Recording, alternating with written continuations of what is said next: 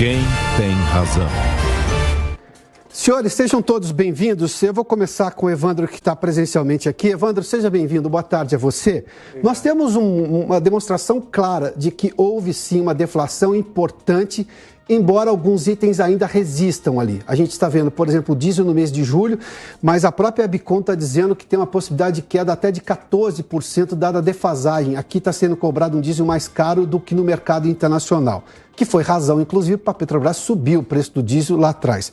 Na sua opinião, a gente tem a possibilidade disso se refletir mais fortemente em outros produtos a partir de agora, ou seja, com uma queda de inflação mais importante, ou seja, mais generalizada? Vamos lá, acho que, primeiro, boa tarde a todos.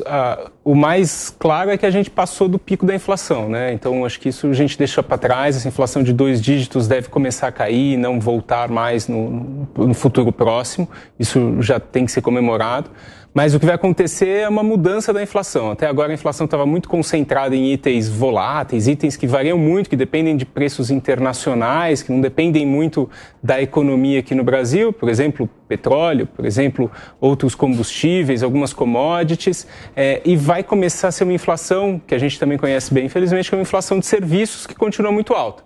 Então, a gente vai ver agora uma queda do diesel, muito provavelmente, alimentos que ainda subiu muito esse mês, devem começar também a ter uma perda de velocidade, mas a inflação de serviços é o que os economistas vão continuar olhando para dizer se a estratégia aí de política monetária, de política fiscal para a inflação vai ter sucesso. Tá, só para a gente, antes de ouvir os outros convidados, essa inflação de serviços vai ficar resiliente, ou seja, ela vai continuar pressionando o índice por qual razão?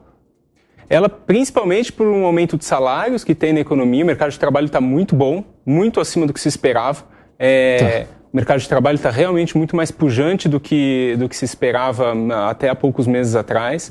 E a gente sabe que a inflação, quando entra em salários no Brasil, é alguma coisa difícil de ser contida por causa dos mecanismos de indexação, dissídios, e isso deve manter a inflação alta, mas é aí o que a política do Banco Central de subida de juros e até mesmo, quem sabe ano que vem, uma redução até dos estímulos fiscais pode ajudar. O senador Esperidião Amin está conosco, nosso convidado, senador por Santa Catarina, do Partido Progressista. Senador, seja bem-vindo. A gente está vendo aí um aspecto de uma inflação agora por serviços, que é justamente porque as pessoas passaram a ter renda. Isso vem também, obviamente, dessa série de auxílios. Redução da inflação por algum aspecto gera uma economia de recursos, ou seja, uma renda que ele pode gastar em outro lugar. Antes a gente estava tendo inflação sem aumento de renda, o que é preocupante. Na sua opinião, isso vai ter um impacto eleitoral muito importante, porque se por um lado há uma acusação em relação a isso, e sim, nós estamos num período eleitoral, o governo não poderia abrir mão também de continuar governando, ou seja, de resolver o problema que o país estava sofrendo como qualquer outro lugar do mundo. Na sua opinião, o governo acertou na forma de conter a inflação e de também incentivar a recuperação econômica? O governo, o executivo e o legislativo. Nós votamos a favor disso. Como você falou, não foi um canetaço. Foi algo discutido, debatido, criticado, mas no final aplaudido e votado praticamente por unanimidade. E envolvendo inclusive uma emenda constitucional, com reclamações no Supremo, mas dentro do processo democrático. Durante a pandemia, nós aqui aprovamos R$1 trilhão na caixa d'água da liquidez financeira, em sentido figurado, e era eleição nos Estados Unidos. O Trump mandou cheques de $1.800 e perdeu a eleição. Agora, ele não ficou inativo. Você pode discutir qual foi a atitude dele em relação à pandemia. E nós aqui nem ficamos indiferentes à pandemia, nem do ponto de vista sanitário, nem no auxílio emergencial, nem nas políticas de crédito, principalmente para a pequena empresa. E agora vamos ficar omissos? Não. Que era justo continuar cobrando 34% de ICMS da gasolina no Rio de Janeiro? A crise fez com que nós olhássemos isso. O embate está criado, mas houve resolutividade. Nós tomamos decisões corretas e eu agora vou entrar no campo dos economistas. Enquanto nos Estados Unidos, que colocaram $10 trilhões de 2020 até hoje para fazer a economia não parar, estamos enfrentando lá 2 trimestres de recessão, A previsão do crescimento do Brasil é de 0,8%, vai chegar em 2% de crescimento.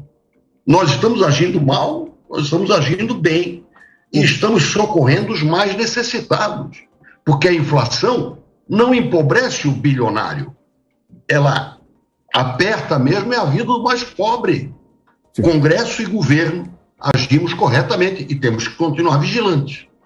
Vou voltar ao senhor daqui a pouco, senador. O cientista político Cristiano Noronha está comigo também, mas eu vou ouvir primeiramente o senador Marcos Duval.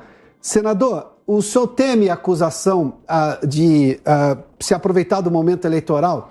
Porque, sim, é uma questão de data. Eu estou concedendo uma série de benefícios, o governo federal está concedendo uma série de benefícios, mas tem duas coisas que precisam ser chamadas a atenção. Primeiro, era necessário, tinha uma crise para resolver. E o mandato do governo só termina em dezembro, como, por exemplo, dos congressistas também. E tudo foi discutido lá dentro do Congresso. De novo, não foi um canetaço.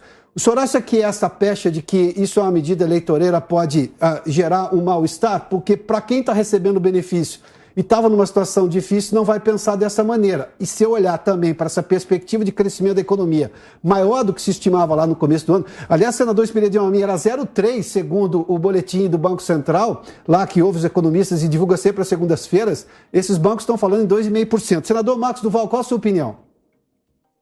A minha opinião, eu subscrevo o que o grande amigo e senador Esperidião Amin muito bem colocado, quer dizer, é um trabalho do Congresso junto com o Executivo, fora das intenções eleitoreiras, porque no gabinete a gente recebe a demanda de entidades, instituições que trabalham de forma filantrópica, auxiliando as pessoas que estão passando necessidade. Então a gente sente realmente ali o que realmente o povo está passando. E não houve, para mim, foi histórico. Eu acho que até o senador que votou, foi o único que votou contrário.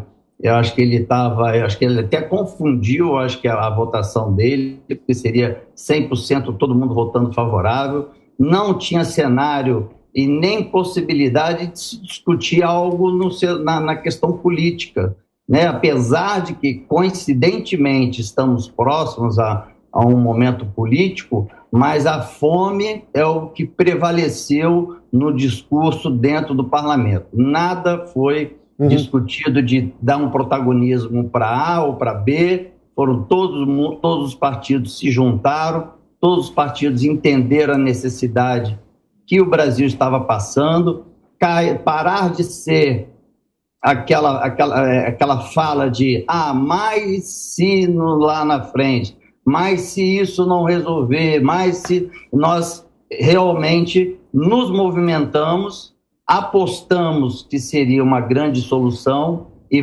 está sendo uma grande solução. Debate de combustível é só classe B e A que utiliza, a outra classe não utiliza, vamos fazer. Então, foi vários os debates. Sim. E a gente conseguiu fazer com que não só a inflação reduzisse, mas dá a esperança de quem está hoje passando fome, né? Então a gente não pode ficar filosofando enquanto não tem gente tendo o que comer. Professor Cristiano Noronha, seja bem-vindo, boa tarde. Qual a sua opinião? Nós temos sim uma queda da inflação importante e isso é trabalho, por exemplo, do governo e do Congresso Nacional com relação, sobretudo, à questão do ICMS, de redução de carga tributária, e isso é importante, teve um impacto gigantesco. A gente viu que o que puxa a inflação para baixo são os combustíveis. A melhora no cenário internacional no preço do petróleo veio depois da iniciativa de redução tributária aqui no país. E também a gente começa hoje o pagamento dessa série de benefícios. Qual a sua opinião, professor? Bom, sem dúvida nenhuma, o conjunto dessas medidas, a gente já tem visto aqui o impacto eleitoral que elas têm, né? A inflação que é fortemente afetada pelo preço dos combustíveis, a gente viu ela sendo reduzida a partir da redução de alguns tributos para os combustíveis.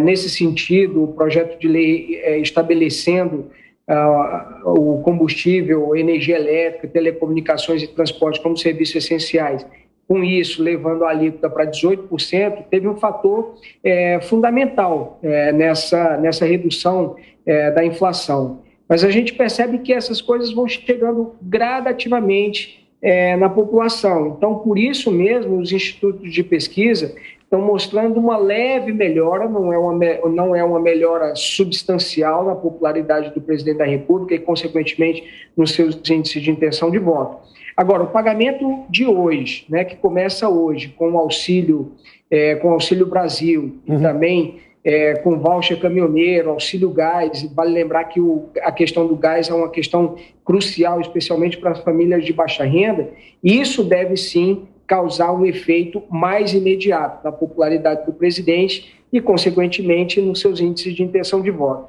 Então, eu acredito que as pesquisas da próxima semana, que vão ser realizadas já na próxima semana, já vão medir esse impacto. E eu acredito que a gente tem um afunilamento ali da distância entre o ex-presidente Lula e o presidente Jair Bolsonaro pelo final de agosto. E aí o que vai definir de fato a eleição vai ser o detalhe, vai ser uma performance de um ou de outro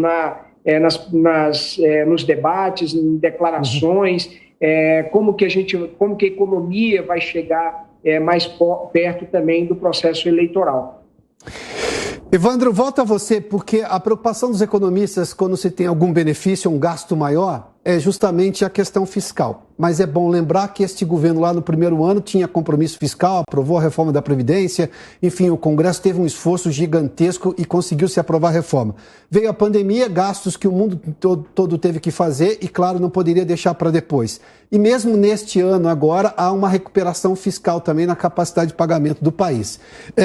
Do ponto de vista da necessidade do momento e de que o mandato só termina lá em dezembro, essa preocupação faz sentido porque nós temos, claro, eu faço questão de repetir isso aí, não foi uma canetada. Eu tive 81 senadores e 503 deputados participando dessa discussão, como prevê a Constituição do país. Na sua opinião, há esse risco tão grande assim do ponto de vista fiscal? E não seria pior não dar nada agora e ter um problema social ainda maior?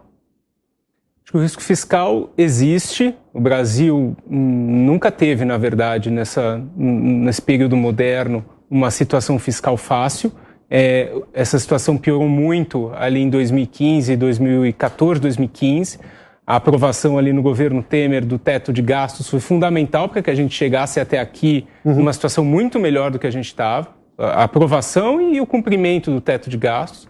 Óbvio que durante a pandemia ele precisou ser alterado para comportar os gastos necessários aos efeitos econômicos da pandemia, mas é essencial que a gente tenha uma visão de médio e longo prazo de um equilíbrio fiscal. As contas do Brasil estão no vermelho quando a gente mede o superávit ou déficit primário, né, despesas menos receitas, desde ali de 2012 e 2013, não um pouquinho antes. Então já faz 10 anos que o Brasil não tem mais receita do que despesa. Isso, qualquer país tem problemas, principalmente aqueles que têm a dívida no nível do Brasil.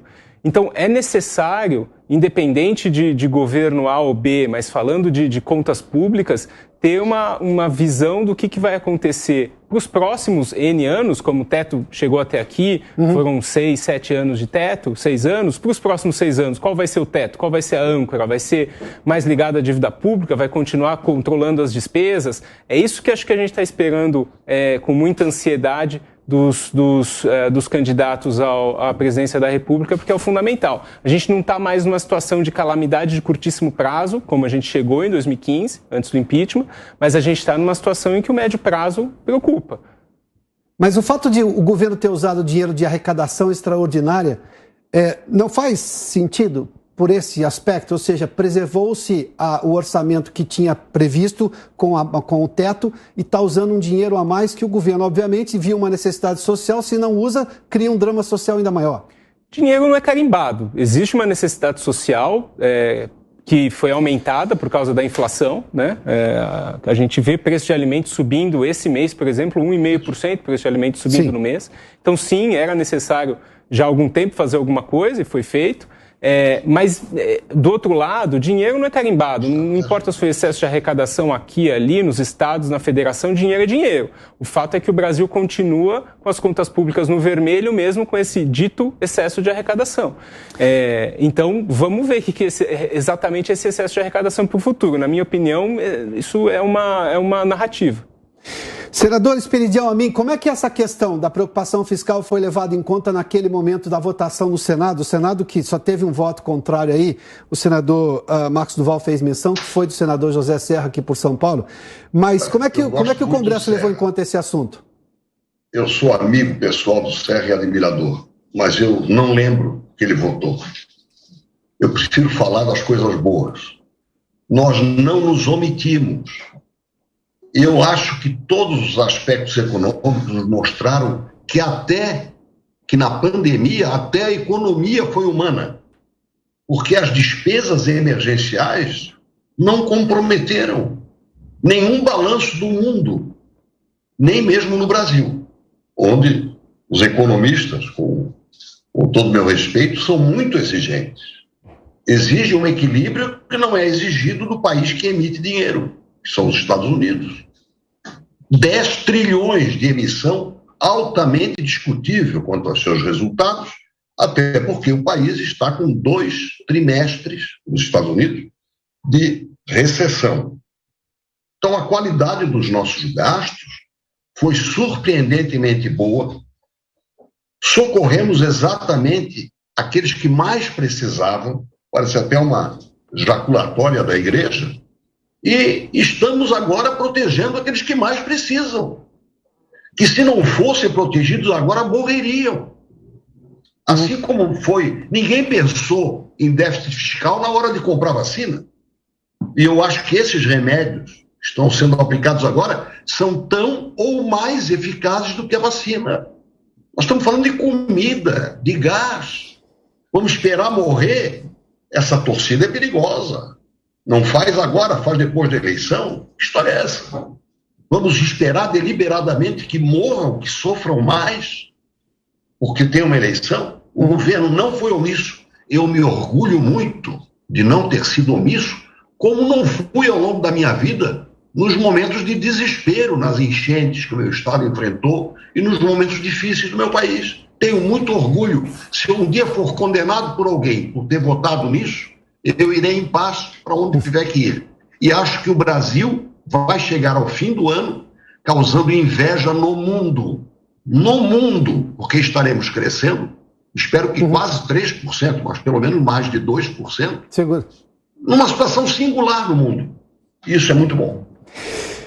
Vale só lembrar que nós ouvimos vários economistas aqui naquele momento de preço mais alto do barril do petróleo e vários diziam aqui é preciso usar os dividendos que o governo recebe da Petrobras para baixar o preço dos combustíveis. Ele usou isso para, digamos, aumentar os benefícios sociais, ou seja, daí a alegação do Ministério da Economia de que pegou um dinheiro da arrecadação extraordinária.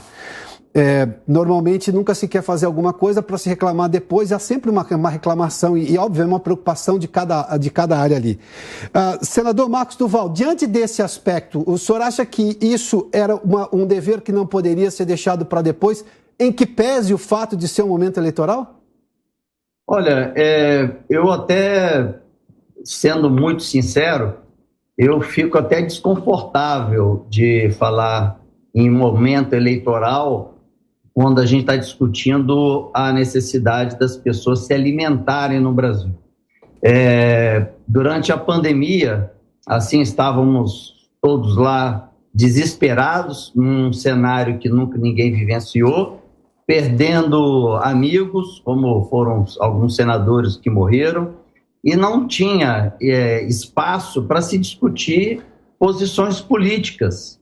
E eu, como faço a palavra do meu querido Esperidião Amin, eu repito o que ele disse bem firmemente, eu me sinto orgulhoso de saber que durante um momento de crise, onde nenhum país, nenhum lugar do mundo vivenciou, e nós conseguimos, com todas as dificuldades, políticas e etc., nós conseguimos nos unir para então esticar essa mão para o brasileiro. Então, para mim, é um debate que deveria ser apolítico, totalmente fora de política, porque lá não foi discutido que o grupo A ou o grupo B iria se beneficiar disso. Nos debates dentro do plenário, a nossa preocupação era se realmente os recursos iriam ser suficientes para atender os brasileiros. Cristiano Noronha, eu vou encerrar contigo, mas para ouvi-lo também sobre esse ponto de vista. É claro que a alegação eleitoral vai ser explorada, já está sendo explorada nesse momento durante a campanha. Mas eu tinha um problema que precisava ser resolvido. O fato de ser um ano eleitoral, bom, é um ano eleitoral do Brasil, esse calendário ninguém ia mexer. Por esse ponto de vista, e eu vou fazer de novo essa menção, os economistas que a gente ouviu aqui com muita profusão diziam, não, precisa usar o dinheiro que vem do dividendo da Petrobras para reduzir o preço do combustível na bomba brasileiro. O governo não fez isso, usou nesse excesso de arrecadação para criar benefícios sociais. Neste momento era o que tinha que ser feito e, claro, isso vai ter dividendos, pode ter dividendos para um lado para o outro, mas, enfim, fato é que foi feito.